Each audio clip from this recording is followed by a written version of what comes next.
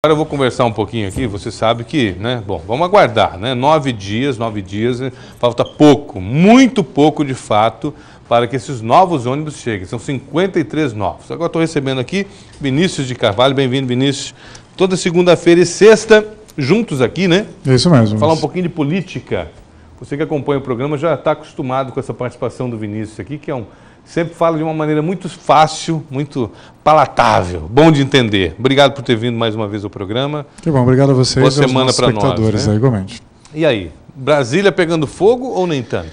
Não, Brasília pegando fogo. Como nós temos aí feriado, né, na quinta-feira, né, feriado nacional, e sexta muitos órgãos públicos emendam, né, então Lava Jato saiu da sexta e veio para hoje, né. Já temos a 29ª fase da Operação Lava Jato, chamada Operação Repescagem, que ainda envolve... Por que chama repescagem? Porque ainda pega a gente da época do mensalão.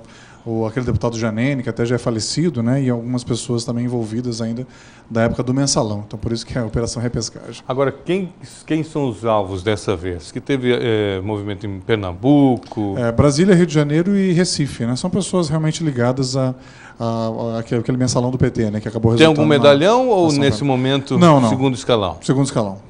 Peixe pequeno, por enquanto. E o outro aspecto é o senador Romero Jucá, né, que já vinha sendo investigado pela Lava Jato, mas o presidente em exercício, Michel Temer, optou por nomeá-lo assim mesmo.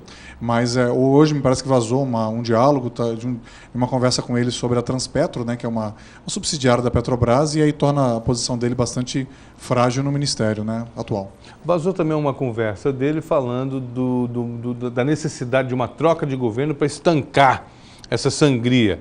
E aí, o que será que ele queria dizer com sangria? Fala-se das muitas prisões que vinham ocorrendo e que uma das saídas seria, então, a troca de governo, que aí tira o foco e as prisões diminuem. Seria isso?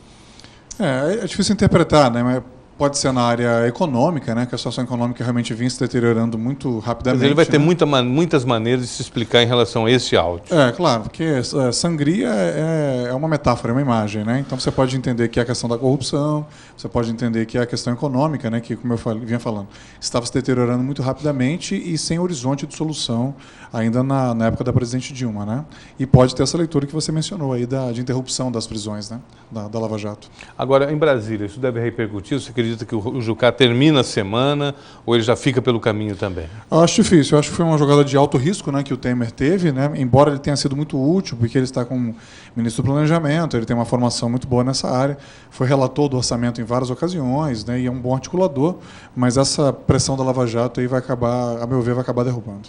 Bom, em Mato Grosso, ele voltou.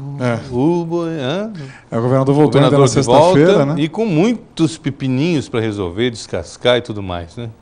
Os principais são a questão do RGA, da revisão geral anual, né, que estava em discussão. Ele parece que manteve a posição de não conceder realmente o reajuste para os servidores, a reposição, né, a revisão geral anual do RGA, e também várias categorias aí com indicativo de greve a partir dessa semana, né? Então, são as duas questões mais quentes aí da pauta. Agora, greve deve sair, você acredita que a RGA, a Assembleia já fala assim em trancar a pauta, derrubar o veto da RGA do Judiciário, enfim, tem muita coisa para acontecer essa semana. Como é que está o movimento, o que fala-se nos bastidores? Algumas greves devem sair, não sei se todas as categorias, né, mas algumas greves devem sair e a Assembleia deve tensionar também, especialmente os deputados que têm mais votos aqui em Cuiabá e Várzea Grande, né, Emanuel Pinheiro, Botelho, Wilson Santos, porque é aqui que se concentra a maior parte dos servidores estaduais. Quem deve parar? A educação, né, quase com certeza, né, já tem um indicativo forte, na área da segurança pública também tem carreiras com posicionamento forte.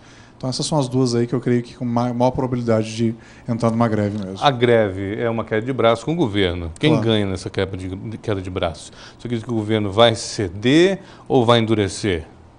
Precisa ver o capital político de cada um, né, até onde se quer chegar. Em relação ao RGA, já há proposta circulando de parcelamento, né, de não concedê-lo de uma vez só, mas parcelar em 2, 4, 6. Há quem fala tem 12 parcelas, né, até maio do ano que vem. Então a tendência realmente, de acordo com a força de cada lado, é se chegar numa solução de compromisso, né? Eu sei que na Assembleia houve até palavrão, né? Palavra de baixo calão no plenário, quando falava-se e comentava-se o deputado Nininho, né? Falava sobre essa questão da Assembleia pegar um caixa que ela tem e pagar as RGAs com esse dinheiro. Teve até um palavrãozinho no meio da fala do deputado. Não, o que se cogitou foi numa reunião semana passada, que alguns deputados tiveram sexta, né? com o Fórum Sindical, né, os representantes do chamado Fórum Sindical, que congrega, né, os presidentes de sindicatos e associações, cogitou-se da Assembleia abrir mão do 12º, né, de uma parte dele, pelo menos, para poder ajudar a financiar esse RGA. Né?